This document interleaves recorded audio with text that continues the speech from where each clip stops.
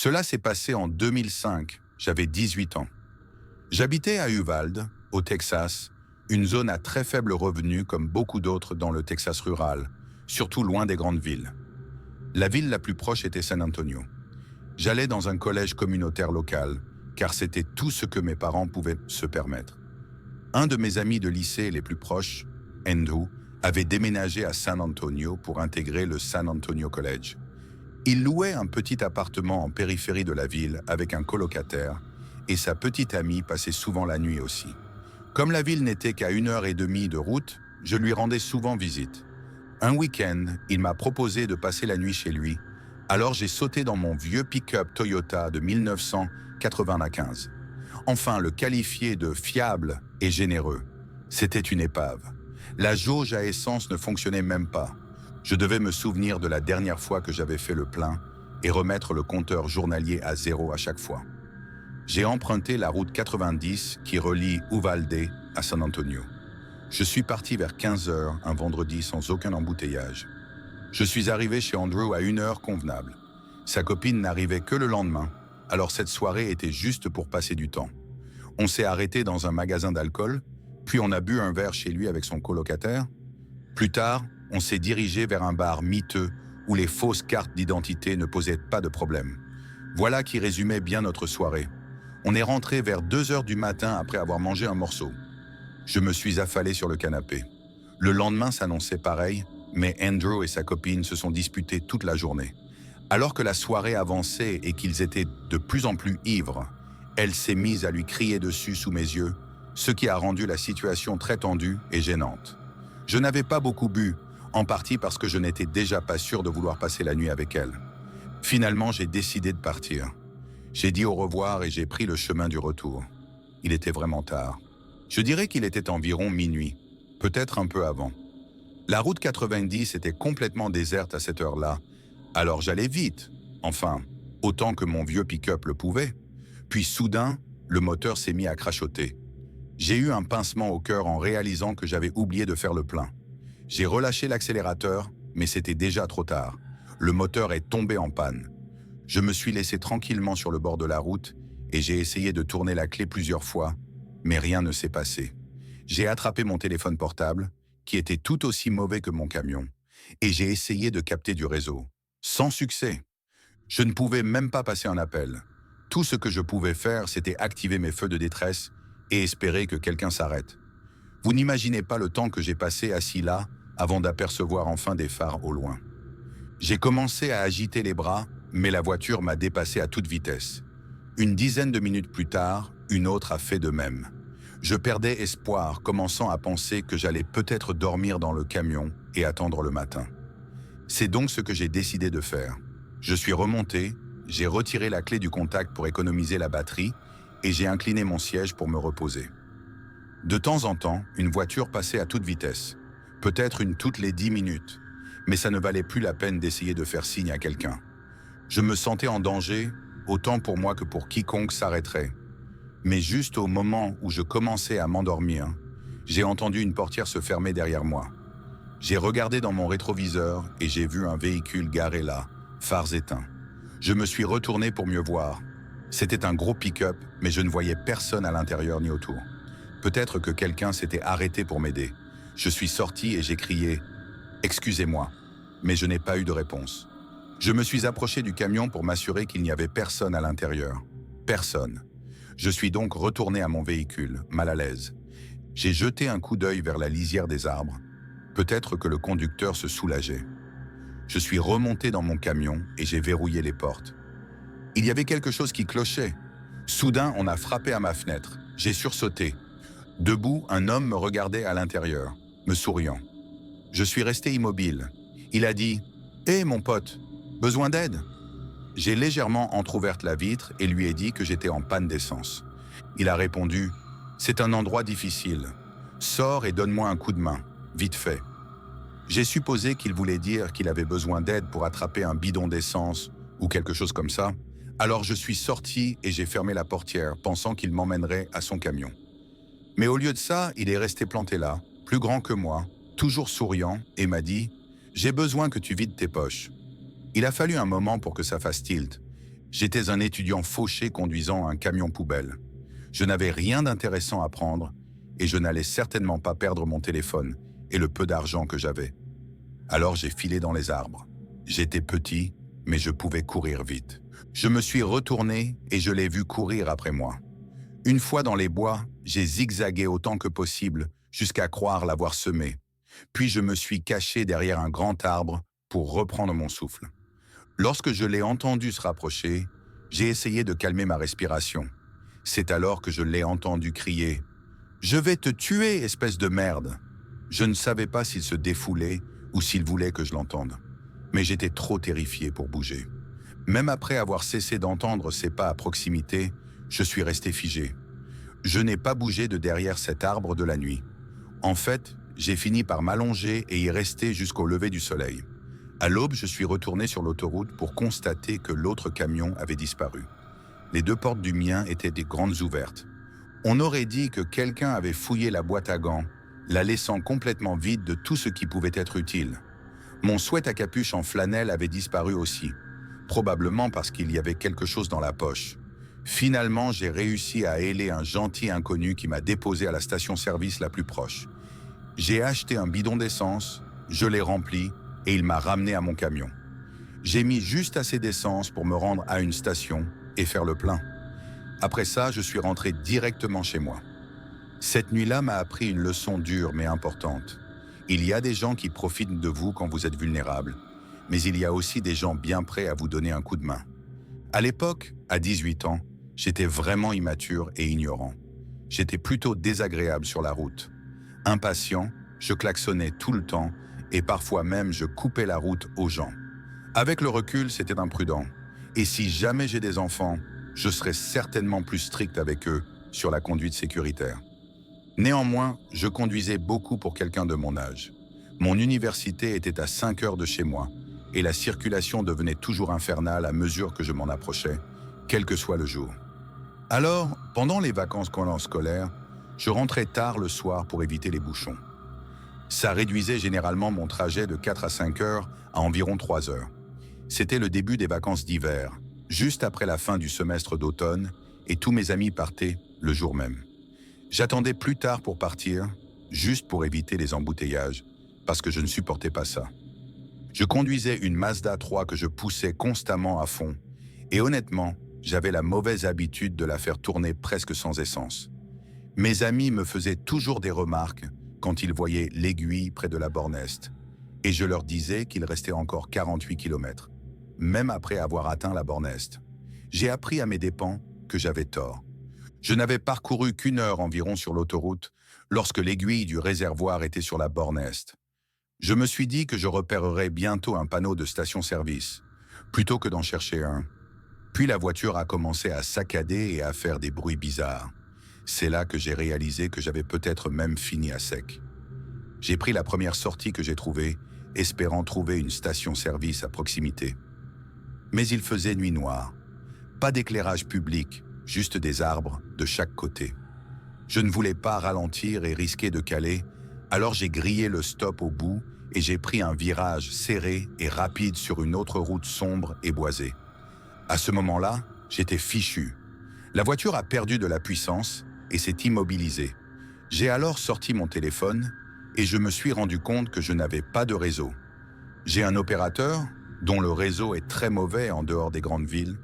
J'ai essayé d'appeler les urgences, pensant à tort que ça marcherait même sans réseau. Bien sûr, ça n'a pas marché. J'étais paniqué, je ne savais pas quoi faire. J'ai allumé mes feux de détresse et attendu, espérant qu'une voiture finirait par passer. Il a fallu un bon moment avant que je ne voie les phares. Quand ils sont enfin apparus, j'ai fait un appel de phare. La voiture m'a dépassé, a fait demi-tour et s'est garée dans l'herbe derrière moi. Je ne savais pas qui sortait, et comme j'avais 18 ans et que j'étais seul, j'avais peur. J'ai légèrement ouvert ma vitre à l'approche de l'homme. Je lui ai dit que j'étais en panne d'essence et que j'avais besoin d'aide. Il m'a proposé de me déposer à la station-service la plus proche. Il était chauve et portait des lunettes. Il avait l'air digne de confiance. N'ayant pas d'autre choix, j'ai accepté. Je suis sorti, j'ai verrouillé les portières et je l'ai suivi jusqu'à son véhicule. C'était une Honda noire, probablement des années 2010. À l'intérieur, il y avait une odeur étrange que je n'arrivais pas à identifier. Il a fait demi-tour et a repris la même direction. Il a bavardé tranquillement, me posant des questions comme « D'où je venais ?» Je lui ai dit que je rentrais de l'école. Il m'a dit qu'il habitait dans le coin et qu'il était rare que les gens sortent de l'autoroute pour rejoindre cette petite ville tranquille. La route que nous empruntions était entourée de forêts, sans aucun bâtiment en vue. Je lui ai demandé s'il savait où se trouvait la station-service la plus proche. Il a répondu que oui, c'était juste un peu plus haut.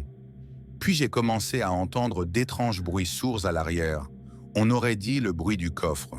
Au début, j'ai pensé que c'était peut-être juste la route ou quelque chose de mal fixé là-bas.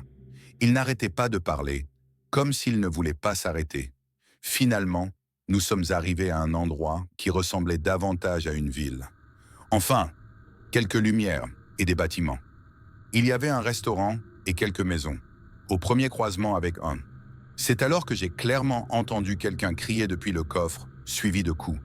J'ai regardé l'homme et il m'a regardé. Aussitôt, j'ai détaché ma ceinture, ouvert la portière et couru pendant qu'il essayait de m'attraper et de me tirer en arrière. Je l'ai entendu sortir, mais au lieu de me poursuivre, il a claqué la portière côté passager et a filé à toute allure. J'ai couru dans le restaurant en criant à l'aide. J'ai utilisé leur téléphone pour appeler le 911. Tout cela a dégénéré en incident majeur, plusieurs policiers étant venus prendre ma déposition. Comme j'avais signalé avoir entendu quelqu'un dans le coffre, ils ont dû recueillir tous les détails. Son apparence, la voiture, l'endroit où il m'avait pris en charge. Ils m'ont également raccompagné à ma voiture pour consigner le lieu de prise en charge dans le rapport. Ils m'ont aidé à contacter l'AAA, qui est finalement venu faire le plein. Ce fut de loin la nuit la plus effrayante de ma vie. J'ai été secoué pendant tout le trajet du retour. J'espère vraiment qu'ils ont retrouvé cet homme et que celui qui était dans le coffre est encore en vie. Pour autant que je sache, il aurait pu vouloir m'emmener dans un endroit pire. J'ai eu de la chance qu'un feu rouge me permette de m'échapper.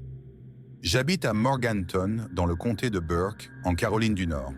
La vie ici est généralement calme, typique d'une zone rurale. Certes, il y a des gens bizarres, mais rien à voir avec ce que j'ai vécu cette nuit-là. Mon mari et moi avons un beau terrain. Mon travail a des horaires flexibles. Parfois, je travaille le jour, parfois la nuit. Cela s'est produit un soir, alors que je rentrais chez moi après une nuit de travail. Il devait être environ 3 heures du matin. La batterie de mon téléphone était presque à plat.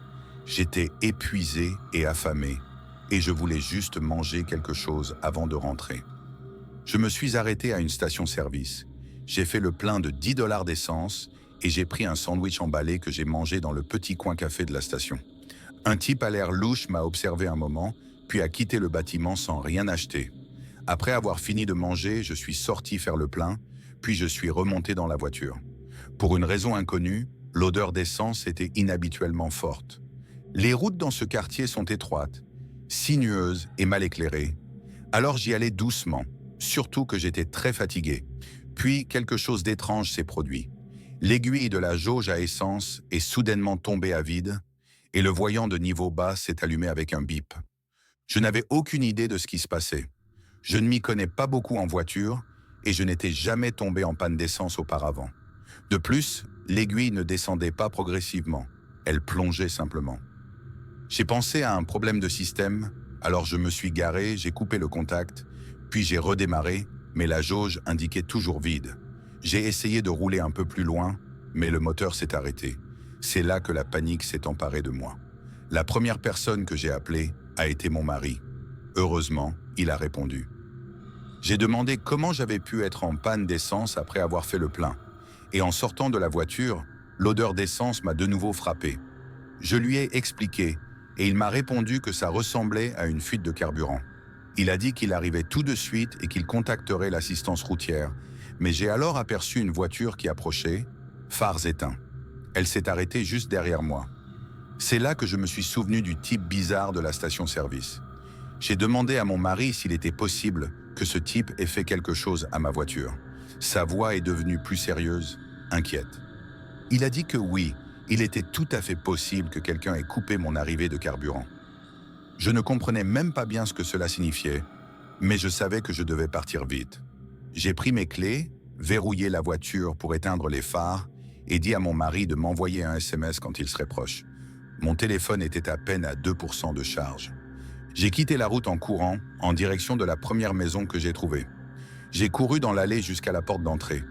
La maison était plongée dans le noir complet. Malgré tout, j'ai sonné à plusieurs reprises. Finalement, une lumière s'est allumée et un homme d'une 60aine d'années a ouvert la porte. Il semblait à moitié endormi. Je lui ai rapidement expliqué que j'avais besoin d'un endroit sûr pour recharger mon téléphone et me cacher.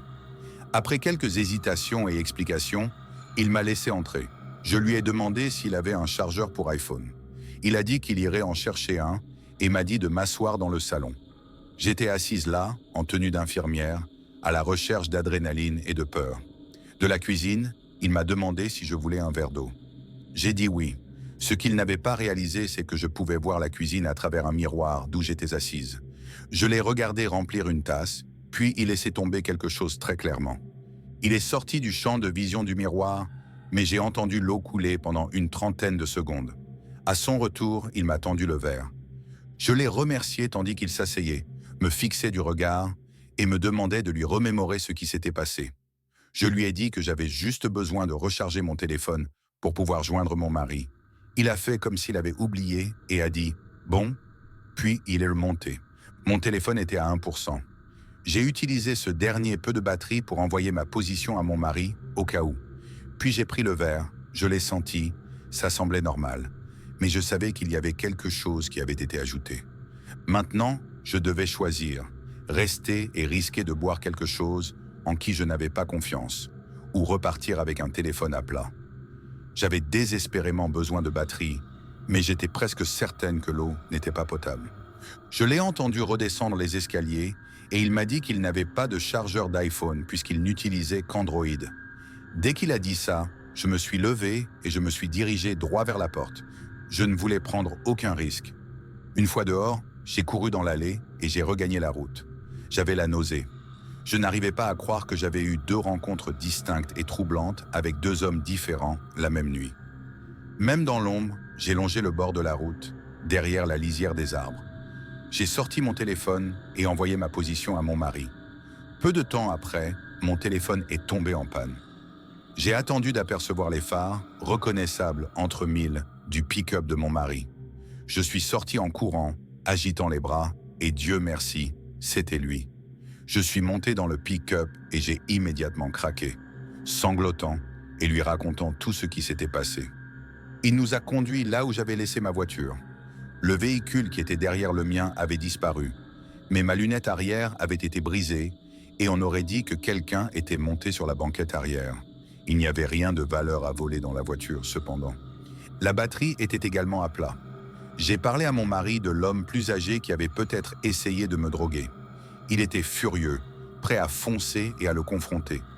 Mais je l'ai dissuadé et lui ai dit qu'on devrait simplement attendre la dépanneuse. Ça a pris un certain temps, mais la dépanneuse est finalement arrivée. Ma voiture a été emmenée chez le concessionnaire, où ils ont dit qu'ils l'inspecteraient le lendemain. Il s'est avéré que mon mari avait raison. La voiture avait été trafiquée et le tuyau d'essence avait été complètement sectionné. J'étais contente d'avoir quelques jours de repos après, car j'avais besoin de temps pour digérer et me remettre émotionnellement. Le fait d'avoir évité de justesse le danger de 2 hommes différents en une seule nuit était bouleversant, et je ne pouvais m'empêcher de tout repasser dans ma tête.